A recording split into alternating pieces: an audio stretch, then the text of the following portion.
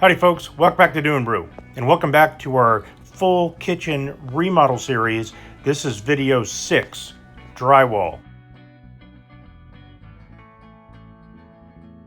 And if you've ever done drywall, you know drywall dust goes everywhere. Make sure you mask off everything. As I mentioned in video 5, drywall is just not my thing. Can't get it done to my high standards. Man's got to know his limitations. Thanks, Harry. I couldn't have said it better myself. So, I call in the pros. And these guys really are pros. And in some sense of the word, you could call them artists. They really are a joy to watch. And that's why I videoed them so that you all could see two expert drywall hangers and finishers in action. As one of the guys calls out the measurements, the other guy simply puts a crosshair on the drywall. They'll later go back with a rotozip and cut out all the holes at those corresponding crosshairs. So that'd be a good pro tip to pass on. Don't spend time, as I have in the past, painstakingly measuring and cutting holes prior to installing your drywall. Just do it afterwards and follow the method these guys are showing us right here. And the first piece of drywall is hoisted up to the ceiling. Now, we're electing to install 3/8 inch ultralight drywall panels to the old ceiling, of course going directly into the ceiling joists above. The old ceiling was just too damaged, had so many different coats of paint, there were some uneven spaces, so their recommendation was, let's just put up a whole new ceiling on top of the old. Also, if we pulled down the existing ceiling, all the insulation up in the attic space above would come pouring down on top of us. That'd be a huge mess, not to mention the added time and expense of replacing all of that insulation, which is in perfectly good shape. So now, following that crosshair, he's going to go ahead and use his rotozip, cut out a perfect hole for our can lights. You'll see him use this technique elsewhere around the windows and around all the electrical boxes. For those of you that's never seen it before, he's using a specially designed drill for the installation of drywall, specifically the drywall screws. So you can hear the clutch in the drill disengage once the screw gets to the exact right depth. You don't want the screw standing up too high or too proud above the surface of the drywall, and you don't want the screw to go in too deep and break the paper, which is your hanging power for your drywall. As they put this piece of drywall in place, you'll notice he just puts 2 screws in 2 critical points, one in the bottom right and one in the upper left. And that's all that's required to temporarily hold the drywall in place while he makes the cut with the rotozip around the window and the electrical boxes. Throughout this video, as well as many other Do & Brew videos, we're listening to the music of Jonivan Jones. There's a link to Jonivan's music and YouTube channel in the description. Check it out.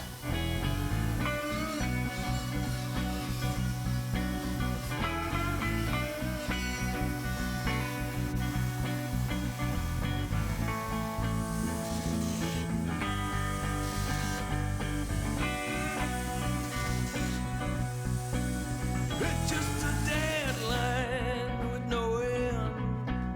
It's just a tightrope in the wind. 'Cause we got arrowhead to spend. Yeah. Give me some words can ride you on your back. Probably the man who thought I knew. We tore a hole in the breakthrough.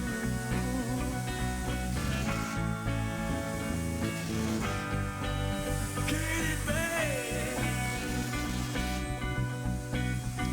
just a dangling with no end. I keep seeing this all the end. It's just a tightrope in the wind. Yeah. Katy Bay.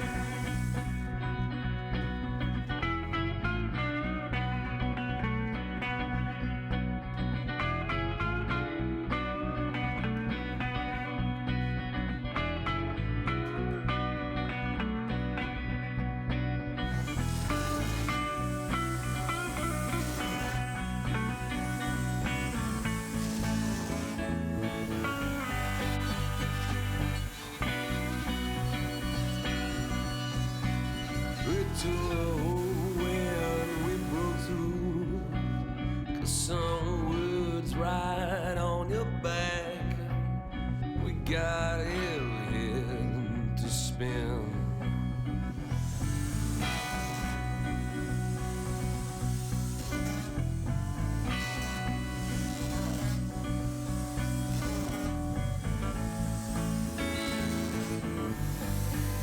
Look it back.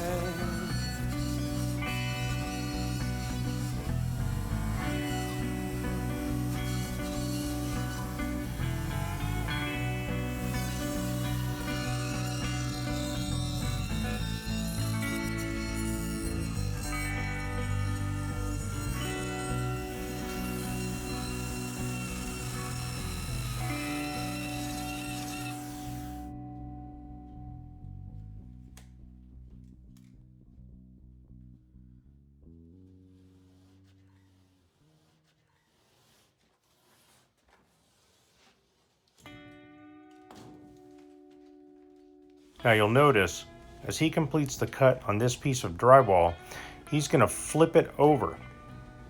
And that's because he wants to preserve the tapered edge where these two pieces of drywall come together. That tapered edge is critical because it provides a reservoir for the drywall compound. Here's a good look at what the tapered edge actually looks like. So if you were to put two edges of drywall together that don't have the taper, which you can do, you're going to have a little bit more difficulty in finishing off the wall nice and smooth because you don't have that depression to place the tape and the drywall compound and then sand it smooth.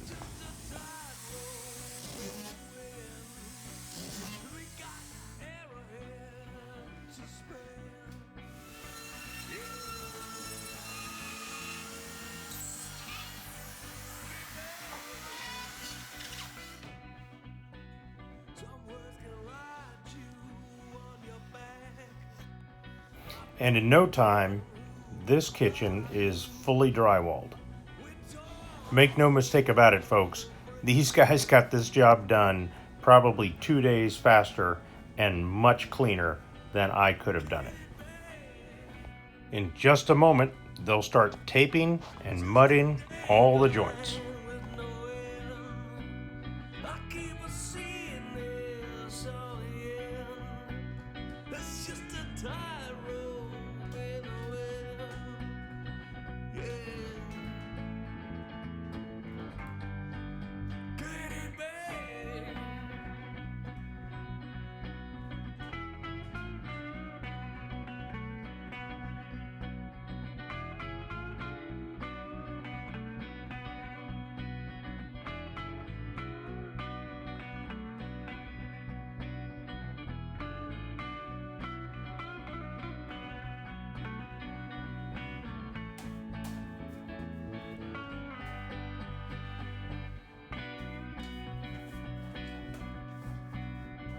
To a hole when we broke through.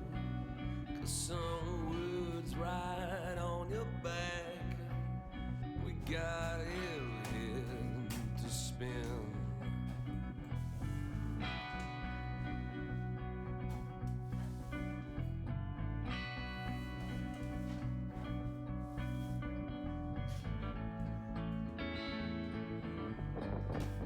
Look it back.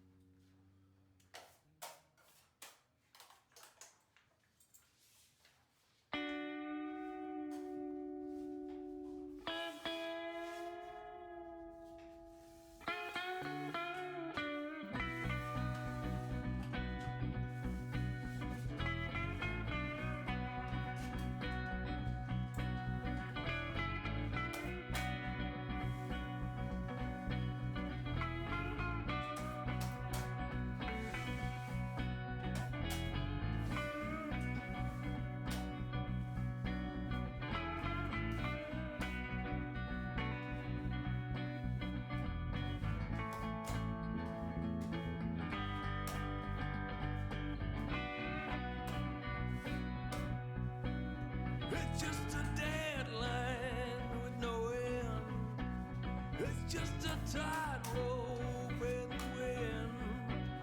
We got arrowhead to spend. Yeah. Get back. Some words can ride you on your back. I played the man who thought I knew. We tore a hole in the breakthrough.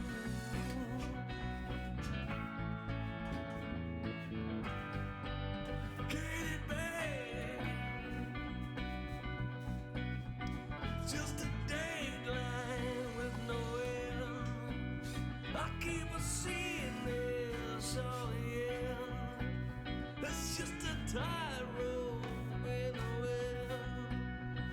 Yeah. Katy Bay.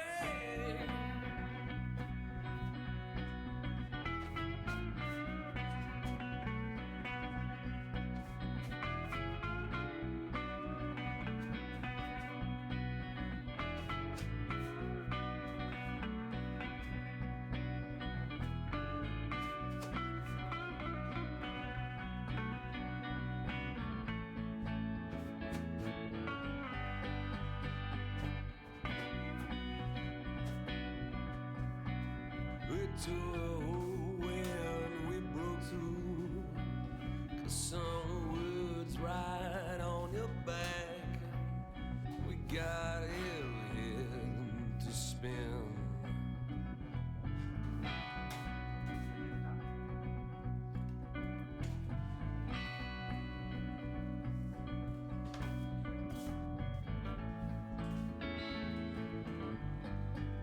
Hook it back.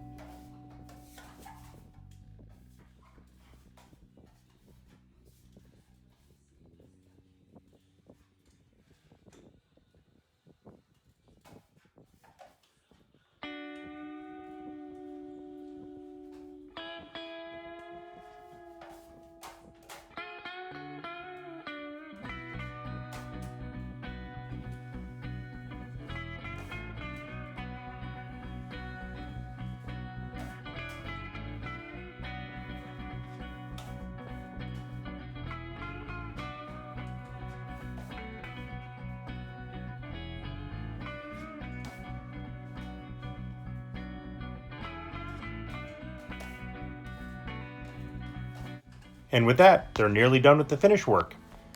I didn't want to blather on too much during that portion of the video because I really do enjoy watching these guys work.